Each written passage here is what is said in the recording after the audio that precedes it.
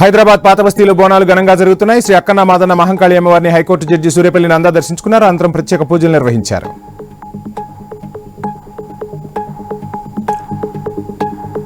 జగిత్యాల జిల్లా మల్లాపూర్ మండల కేంద్రం నుంచి ముత్యంపేట షుగర్ ఫ్యాక్టరీ వరకు భారతీయ జనతా పార్టీ నేతలు పాదయాత్ర నిర్వహించారు. షుగర్ ఫ్యాక్టరీని తెరిపించాలని డిమాండ్ చేశారు.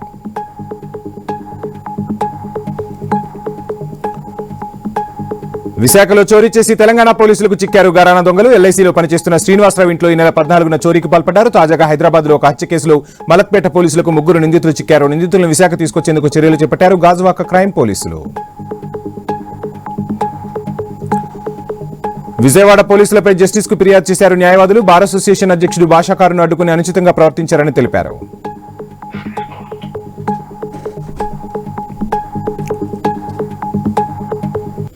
హైదరాబాద్ వ్యాప్తంగా బోనాలు అంగరంగ వైభవంగా జరుగుతున్నాయి. విజయదుర్గా మాతను మేయర్ విజయలక్ష్మి దర్శించుకుని మొక్కులు చెల్లించుకున్నారు. అనంతరం సైదాబాద్, మలక్పేట, సంతోష్ నగర్ లో పర్యటించి అమ్మవారిని దర్శించుకున్నారు మేయర్.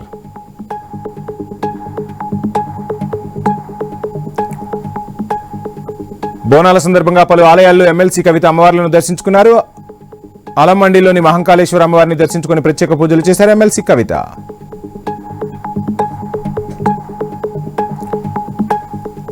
భక్తుల నుంచి వచ్చిన కానుకలను దర్గా అభివృద్ధికి ఉపయోగిస్తామని ఎమ్మెల్యే గొమునూరు జయరాం తెలిపారు. అనంతపురం జిల్లా గుంతకల్లు హుజరత్ సయ్యద్ మస్తాన్ వలీ దర్గాను సందర్శించారు. భక్తుల సౌకర్యాల కోసం కానుకలను దర్గా అభివృద్ధికి ఉపయోగించాలని ఎమ్మెల్యే వక్ఫ్ బోర్డు అధికారి రహీంను ఆదేశించారు.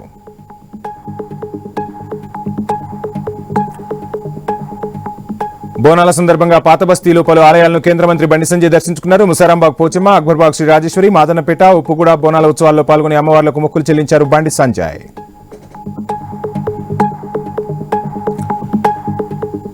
తూర్పుగోదావరి జిల్లాలో దొంగలు రెచ్చిపోయారు. శ్రీశైలం వెళ్లి తిరిగి వచ్చేసరికి ఇంట్లో ఉన్న 20 కాసుల బంగారంతో పాటు నగదు 2 కేజీల వెండిని ఎత్తుకెళ్లారని బాధితుడు పవన్ వాపోయాడు. విహారయాత్రలకు వెళ్లేటప్పుడు పోలీసులకు సమాచారం ఇవ్వాలని పోలీసు అధికారులు సూచిస్తున్నారు.